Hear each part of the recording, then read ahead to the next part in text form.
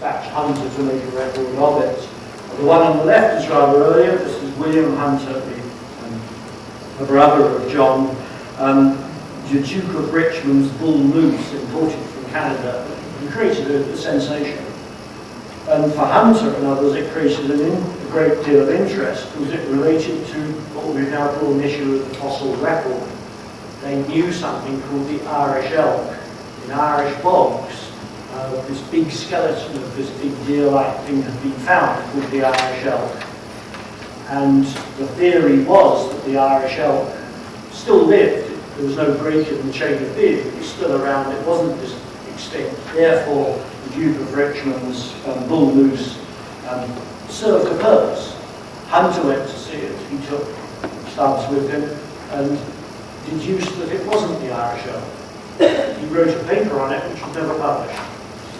Was it not published through inertia, or was it not published because it was an inflammatory area of saying that things could become extinct? In spite of Cuvier, it was still a difficult thing to say. Here is the bull moose. It's a young bull moose. One of the art historians wrote about this image saying that the moose is looking gloomily at its fallen antlers. This is a young animal, hasn't grown its antlers, so Stubbs has obviously got hold of some mature antlers and dumped them on the ground to make that point. So it's a nice cautionary tale. Don't dive in to read an image without doing certain preparatory moves, making certain preparatory moves beforehand.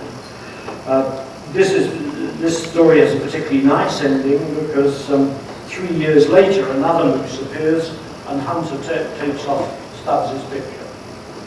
Something rather nice and not very happy for modern conservatives to think of Hunter picking up his revered picture and taking it off and holding it up next to the bull moose.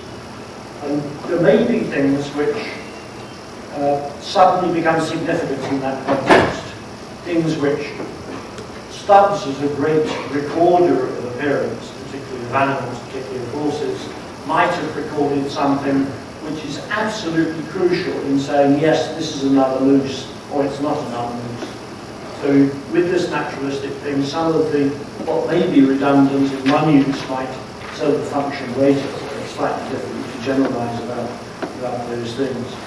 Hunter himself said, good paintings of animals give a much clearer idea than descriptions. It's an old Leonardo argument of one that echoes through the ages. Hunter, incidentally, William Hunter, was professor of anatomy at the Royal Academy in London and produced a series of lectures, one of which irritated Reynolds no end, because basically Hunter said you cannot be over-realistic, which with Hunter's idealising principles of the Academy was not a happy message to be received from your professor of anatomy. You expect him to stick with bones and muscles and not to deal with aesthetic principles, but Hunter was a serious collector of art and was perfectly capable of making a good discourse about it.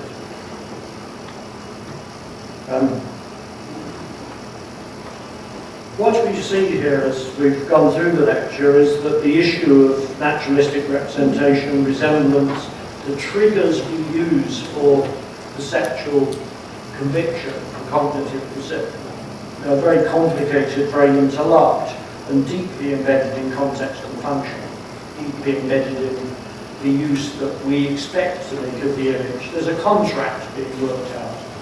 There's an implicit contract between the people who do the Simon Mori doors and the user of the toilets. There's an implicit contract between the anatomical illustrator and the viewer. We're meant to know what we do with the images. And of course, if we don't, we get the wrong message, which I think art historians are perfectly well capable of doing.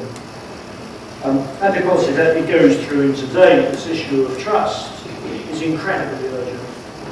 How we educate people to decipher images which are not trustworthy. This is one of the great cause célèbre. This is Brian Wolski photographing for the LA Times.